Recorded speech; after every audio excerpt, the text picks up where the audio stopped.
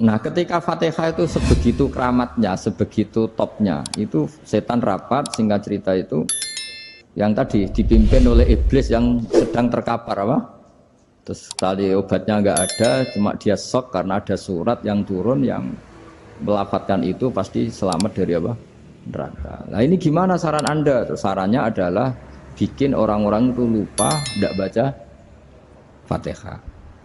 Nah ini rapatnya iblis. Idzabu wajtahidu hatta tufilu qulubahum hatta la yaqulu hadis surah.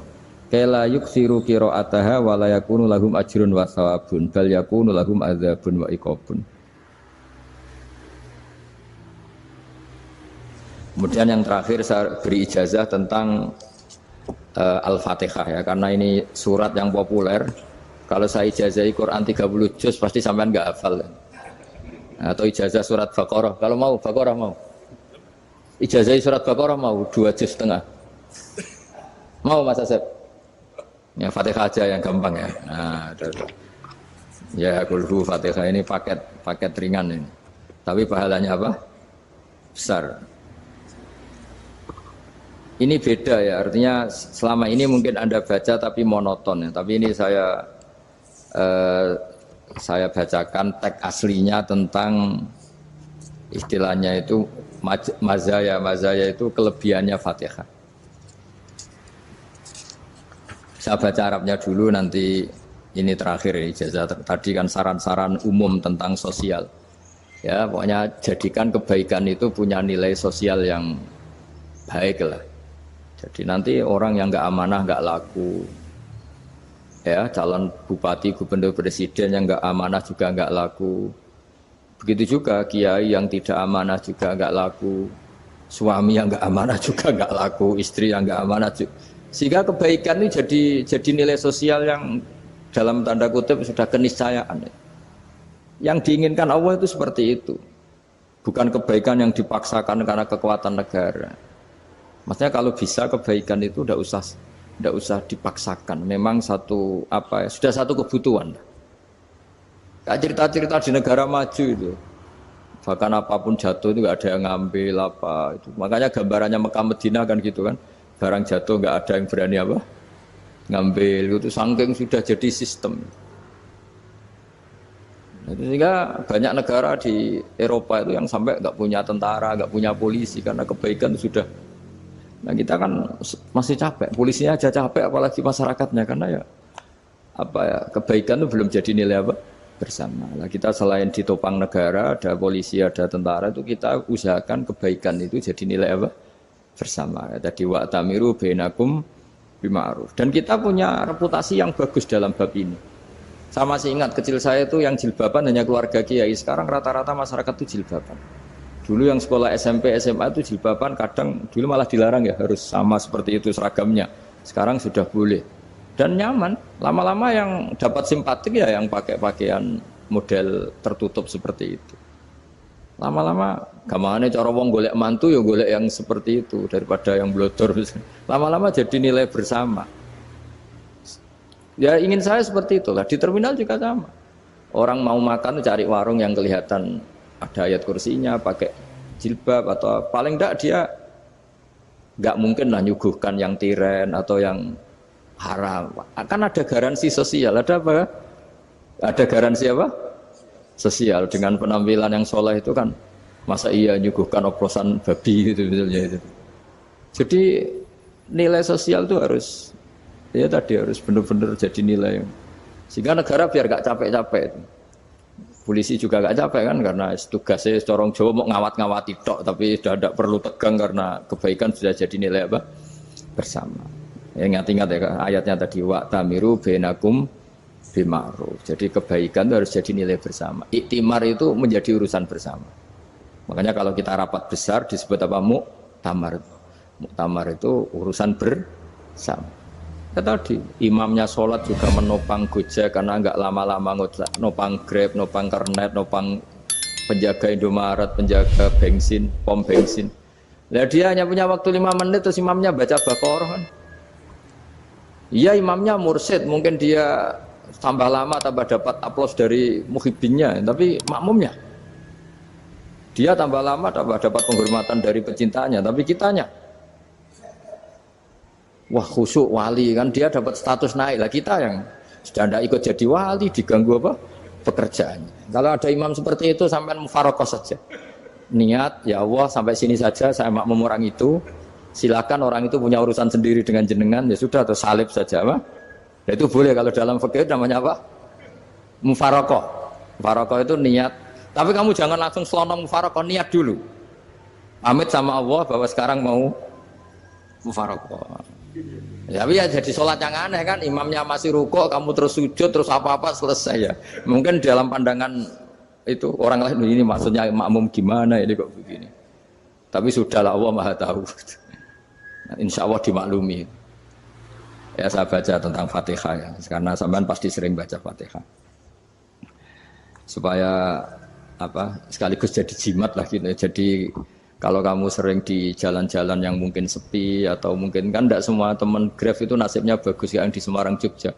Mungkin yang di Kalimantan di Papua kan ada yang 10 kilo gak ketemu rumah, ya kan? Ya lihat di TV-TV itu kan kasihan kan. Sudah 10 kilo gak ketemu rumah, penumpangnya kuwekar preman tuh kan. Ini makan orang enggak kan gitu. Kan ujiannya dua. Kalau penumpangnya cantik itu ya kecoba syahwat, kalau preman takut. Jadi orang itu selalu ujian itu. Sing sedengan itu kan jarang orang itu. Jadi kalau penumpangnya perempuan cantik ujiannya itu syahwat, kalau preman ujiannya ketakutan. Kalau orang yang lemah bawa uang ujiannya kamu ingin garong. Jadi hidup itu memang semuanya ujian. Liyabluwakum ayyukum ahsanu amala. Makanya saya sering ditanya oleh teman-teman, Gus, nah ujiannya kenal wong wedok elek piye sama? Kenal wong ayu ujiannya syahwat, kenal wong elek ujiannya ngenyek, itu sama-sama dosa. Syahwat ya dosa, ngenyek juga dosa. Wah elek keriting untune metu ya dosa ngomong gitu. Kadang-kadang orang berpikir enak kancanan wong elek gak dosa. Kata siapa kancanan wong elek itu ya dosa karena bawaannya ngenyek. Ngenyek itu menyepelekan itu. Makanya saya itu ya nggak mau berteman sampean. Nanti kan bawaannya ngenyek atau seneng ya enggak tahu. Ya sudah ada takdir saja kalau ketemu ya tak ulang ngaji gitu. Tapi ini ngaji terakhir, setelah ini ngaji biasa aja, enggak usah resmi gini. Ngaji kok resmi aneh. Pokoknya nanti suatu saat kalau pandemi sudah berlalu saya akan ngaji Rebone, lalu ini ngaji. Ini ngaji yang kurang bagus karena ngatur kiai kurang berkah ini. Nanti tapi ya lumayan lah masih mau ngaji. Ngaji kok tanggal ini jam ini. Sekarang suatu saat kamu tak panggil, Mas Wahyu datang ke sini jam ini, tidak mesti bisa. Mungkin pas ada acara apa, oh, maaf ke sini pas ngecek pas apa. Jadi ya sudah tapi tak maafkan, enggak apa-apa. Takdir ya. Tak bacakan supaya sampean tahu keramatnya bismillah. Nah, sebelum saya bacakan bismillah Fatihah, tak beritahu tentang ilmu tafsirnya karena ini penting sekali. Fatihah itu dawuhnya Allah, tentu itu dawuhnya Allah. Saya ulang lagi itu kalam Allah. Tapi yang sudah diberikan kesampaian ke kita semua. Sehingga seakan-akan itu menjadi dawuhnya kita ke Allah. Jangan salah loh ya. Fatihah itu dawuh Allah tapi sudah diberikan ke kita. Sehingga posisi kita itu yang punya itu. Nah kenapa ini perlu dijelaskan? Karena nanti ada kalimat iyyaka na'budu wa iyyaka nasta'in. Kalau itu masih kalam Allah, berarti Allah ngomong ke kamu, ngendikan ke kamu, kepadamu aku menyembah. Masa Allah menyembah kamu? Nah sehingga ilmu tafsir itu menyelesaikan itu dulu ya. Saya ulang lagi ya, sebelum sampean sering baca Fatihah, aku yakin ya sering baca. Tapi barokahnya tidak paham itu tidak pernah janggal. Enggak paham itu ya penting supaya tidak iskal, tidak janggal. Sebetulnya di kalimat itu ada yang janggal. Kalau Fatihah itu kalimatnya Allah atau kalam Allah, bagaimana dengan kata-kata iyyaka na'budu? Masa Allah ngendikan ke kita, kepadamu kami menyembah. Masa Allah menyembah kita? Maka penyelesaiannya secara ilmu tafsir gimana? Semua ulama mengatakan, bukan satu dua, semuanya mengatakan di Fatihah itu semuanya diberi kawalan kalimat. Saya ulang lagi ya, di Fatihah itu semuanya diberi awalan kalimat qulu, katakan wahai hambaku begini. Ya, katakan wahai hambaku begini. Nah, begini ini pelajaran dari Allah yang sudah diberikan ke kita. Terus kita mengatakan bismillahirrahmanirrahim, alhamdulillahirabbil, termasuk kita mengatakan iyyaka na'budu wa iyyaka nasta'in. Jangan bayangkan Allah ngendikan ke kita. Kalau Allah ngendikan kita berarti gini, hei wahyu, ihdinas siratal mustaqim, tunjukkan saya jalan yang benar. Nah nanti kamu terus, ya Allah, Anda aja minta tolong saya minta tolong siapa kan? Jadi panjang kan? Ya, saya ulang lagi ya. Jadi itu di Ulumul Quran diterangkan gimana? Sebelum baca Fatihah, ya. Fatihah itu kalamullah, ngendikane Allah, tapi yang sudah diajarkan ke kita dan sudah milik kita, sehingga kalimat itu menjadi milik kita. Tapi ya kalamullah, tetap kalamullah, tapi sudah menjadi milik kita. Sudah paham ya? Ya pinter nah.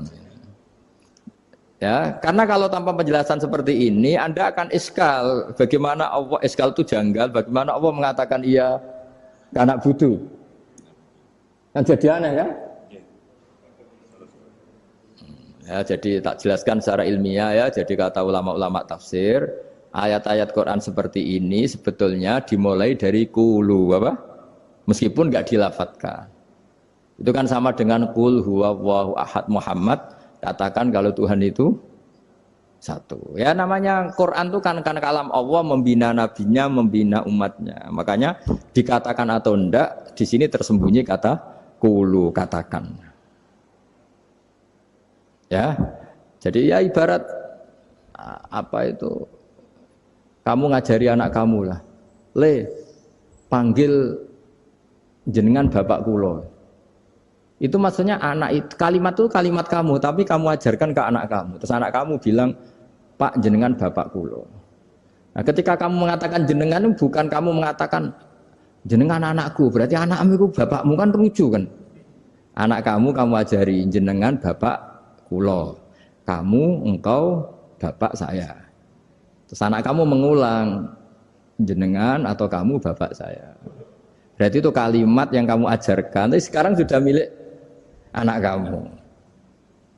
Kalau itu kalimat kamu kan lucu, masa anak kamu bilang bapak. Nah itu seperti itu. Jadi ulama memberi solusi atau jawaban iya karena abudu. Ya itu sebelumnya ada kata-kata qulu, katakan wahai hambaku, hubungan kamu dengan saya adalah katakan iya karena butuh wa iya karena nasta'in. Terus hubungan kamu dengan saya katakan juga dalam doamu ihdinas siratal mustaqim. Jelas ya, jadi itu kalam Allah yang sudah milik kita karena diajarkan Allah untuk kita. Dong ya. Ya dong gak jelas ya. Tapi bagus, gak jelas itu bagus. Kalau kamu jelas gak jadi digrab, jadi gubernur. Min azimi fadliha kasratu asma'iha wa fadail ukhra. Ini cerita dramatisnya surat Al-Fatihah. Qala Abu Hurairah radhiyallahu anhu inna iblisa ranna khina unsitat Al-Fatihah. Jadi iblis itu begitu kesakitan. Ini kitab Abu Abul Farad karangannya Sayyid Muhammad Alawi, juga kutipan dari beberapa kitab. Yang jelas beliau sendiri juga ngutip dari beberapa riwayat di beberapa hadis. Halaman 1, 2, 3. Ketika Fatihah turun itu iblis kesakitan. Kayak orang sakit gigi lah, tersiksa sisanya karena turunnya surat apa? Al-Fatihah. Artinya kalau Anda baca Fatihah dijiwai, maka Anda melemahkan setan, melemahkan iblis. Wa qala Mujahid, khina unzilat Fatihatul kitab ronna fastama indahu asyayatin. Jadi ketika Fatihah itu turun, iblis itu terkapar lah kira-kira. Sampai dijenguk banyak setan. Jadi kamarnya di ICU lah kira-kira gitu kalau sekarang itu. Entah Covid entah enggak tahu. Pokoknya di ICU sampai dijenguk banyak setan. Enggak tahu bawa apa enggak tahu. Pokoknya dijenguk banyak setan. Ono yang nyangoni karena ini apa? Ketuanya apa? Pingsan, sakit. Jadi iblis itu sakit sampai dijenguk anak buahnya setan-setan. Ya, semoga kalian semua tidak kenal setan. Kalau kenal berarti teman apa? Wa qalu misla dzalik wa qala lahum laisa mimma taquluna syai'un walakin unzilat suratun laisa ajru qailiha illa an harrama alaihi nar jahannam. Saya ini bukan sakit fisik kata iblis. Kamu tidak usah jenguk saya, datangkan dokter terbaik, tidak usah. Saya ini tidak sakit fisik. Saya ini sakit karena ada surat yang diturunkan, yang pahala yang melafadzkan surat itu pasti selamat dari neraka. Padahal misi terbesar saya ini supaya manusia masuk neraka. Sekarang punya tamengnya.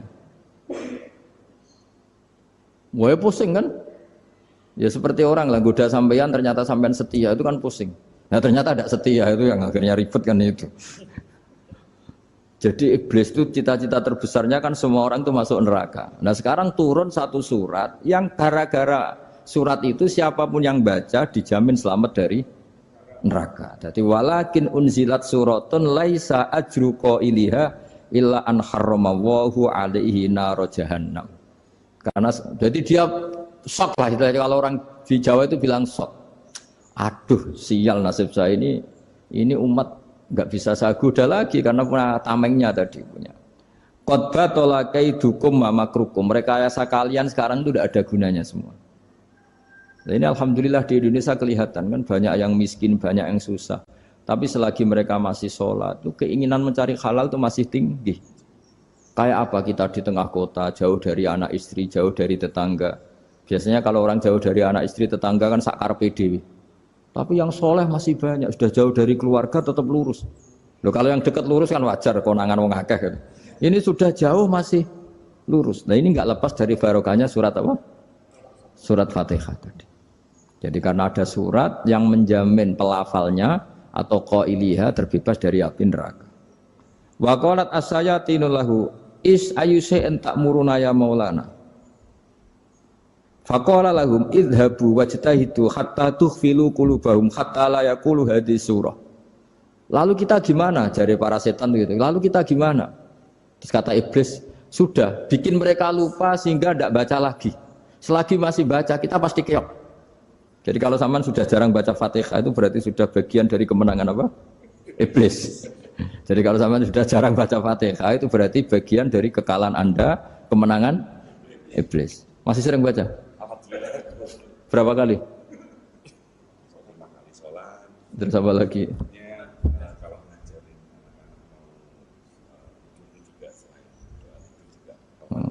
Kok 5 kali tok itu? Berarti pas salat fardu tok itu. Enggak 5 kali itu mendingan itu 17. Kamu itu ngitungnya jangan 5 ini. 5 waktu itu berarti lumayan kan? Berapa? 17 ya? Ya. 17 ya? Ya. 17, tapi kalau makmum tuh sering separuh kan, apalagi makmum tarawih. Ya kan? Makmum tarawih itu bacanya Fatihah ada yang sempurna enggak ya? Ya enggak lah. Baru alhamdulillah rabbil alamin ruko ikut ruko gitu. Makmum kan yang tarawih lah. Kalau tarawih jarang sempurna ya. Fatihahnya itu. Kan imam sudah ruko. Kamu bacanya Fatihah sampai mana tuh? Baru setengah ya. Ya paling pas tarawih aja kan enggak sempurna ya. Apalagi kalau imamnya sing kilat tuh waduh malah. Nah, ketika Fatihah itu sebegitu keramatnya, sebegitu topnya, itu setan rapat singkat cerita itu yang tadi dipimpin oleh iblis yang sedang terkapar apa? Terus tadi obatnya enggak ada, cuma dia shock karena ada surat yang turun yang melafatkan itu pasti selamat dari apa? Neraka. Nah ini gimana saran Anda? Sarannya adalah bikin orang-orang itu lupa, tidak baca Fatihah. Nah ini rapatnya iblis. Idhabu wajtahidu hatta tufilu qulubahum hatta la yaqulu hadhihi surah. Kala yuksiru qira'ataha wa la yakunu lahum ajrun wa thawabun bal yakunu lahum adzabun wa iqabun.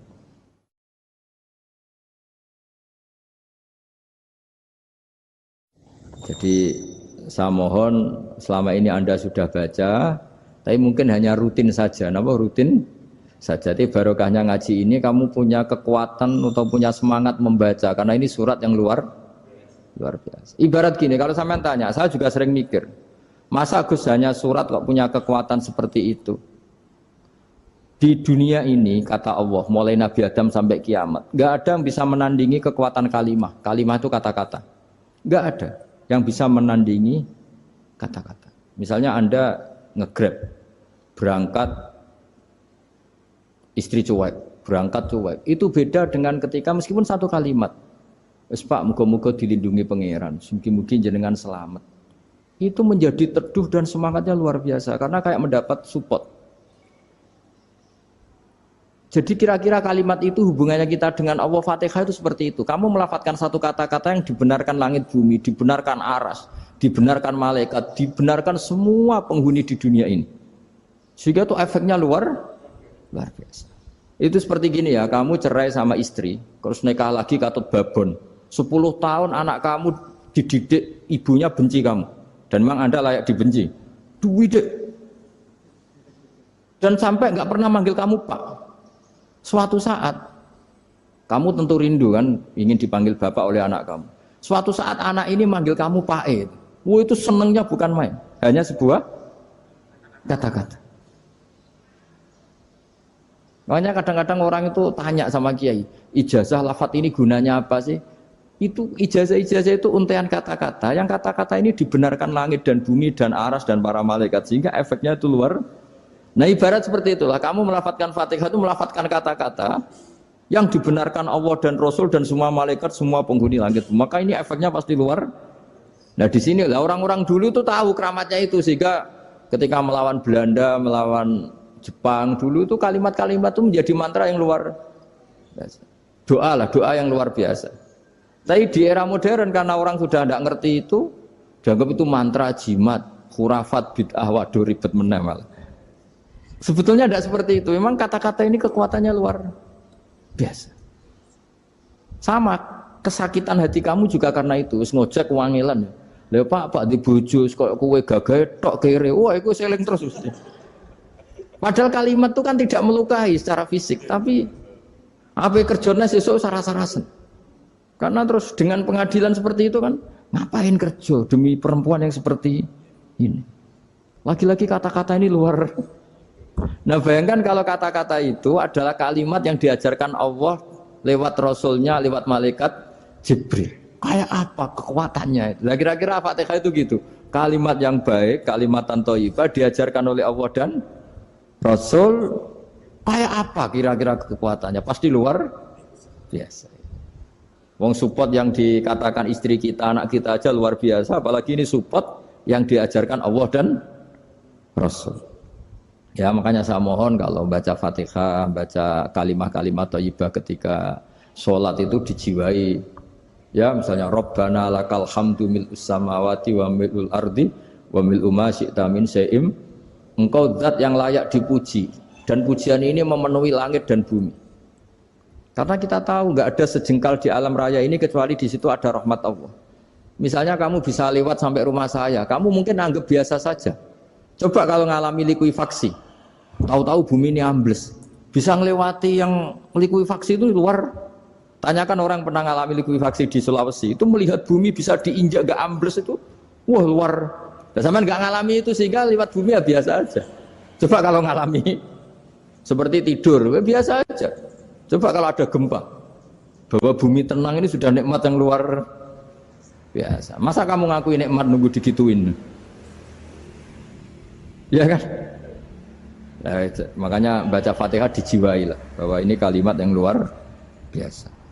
Nah, saya teruskan ya. Warwa Muslimun fi sahihihi an Ibnu Abbas radhiyallahu anhuma annahu qala bainama Jibril alaihi salam qaidun dan Nabi sami anaqidan min fawqih farafa'a ra'sahu faqala hadza babun minas sama futihal yawma lam yuftaqadhu ilal yaum fanazala minhu malakun faqala hadza malakun nazza ilal ardi wa lam yanzil qattu ilal yauma fasallim waqal absyir binuraini qad uti tahuma lam yu'tahuma nabiyyun qablak Fatihatul kitab wa khawatimu suratil Baqarah. Jadi suatu saat Jibril ini jagongan kira-kira gitu sama Rasulullah. Tahu-tahu langit itu gemuruh. Karena langit gemuruh kata Jibril terus semuanya ngangkat kepala ke langit. Ini pintu langit baru ini dibuka, yang sebelumnya tidak pernah dibuka seperti ini. Turunlah malaikat, yang malaikat ini pun malaikat spesial, yang enggak malaikat murahan lah kira-kira gitu, yang enggak pernah turun ke bumi kecuali juga saat itu. Dengan penyambutan yang luar biasa, dengan semuanya tidak pernah terjadi. Hanya karena bahwa surat Fatihah. Jadi ini surat yang luar biasa, pengawalannya lewat malaikat yang spesial, enggak pernah turun di bumi kecuali saat itu. Penyambutannya juga enggak pernah seperti itu, baru seperti itu. Jadi semuanya itu spesial. Nah, kenapa ini spesial? Karena di situ ada isi puja-puji kepada Allah Subhanahu wa ta'ala. Ada ikrar kita, alhamdulillahirabbil alamin, arrahmanirrahim. Ikrar ini penting. Kalau contoh paling gampang gitulah. Kamu punya istri selama ini cerewet terus. Suatu saat ngomong, Pak, tak angen-angen rono wong lanang kayak sampeyan. Wah, itu langsung tidak ada lelaki sebaik engkau. Itu sama senengnya, masya Allah. Karena ada ikrar dari seorang istri ke kamu. Nah, bayangkan kalau ikrar kita sebagai hamba diakui oleh Allah Subhanahu, maka ikrar ini akan dicatat sebagai kebaikan kita yang kita panen nanti di akhirat. Karena ada ikrar. Kita ikrar bahwa alhamdulillah rabbil alamin. Kita ikrar ar-rahmanir rahim. Kita ikrar maliki yaumiddin. Kita ikrar iyyaka na'budu wa iyyaka nasta'in. Sampean misalnya jadi orang Indonesia, ketemu orang Indonesia yang makmur di Jerman, terus lupa Indonesia. Kamu orang Indonesia? Enggak, saya ada orang Indonesia. Mangkel gak kira-kira? Mangkel. Karena salah ikrar kan gitu. Ya, jadi saya mohon jangan anggap kalimat itu hal yang biasa, tapi luar biasa. Nggih, ngoten mawon. Assalamualaikum warahmatullahi wabarakatuh.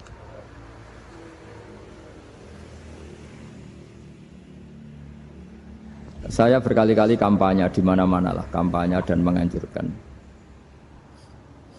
Di antara catatan dalam Suhufi Ibrahim wa Musa kan ada kan di Quran itu yang dinamakan lampiran-lampiran wasiatnya Nabi Ibrahim dan Nabi apa?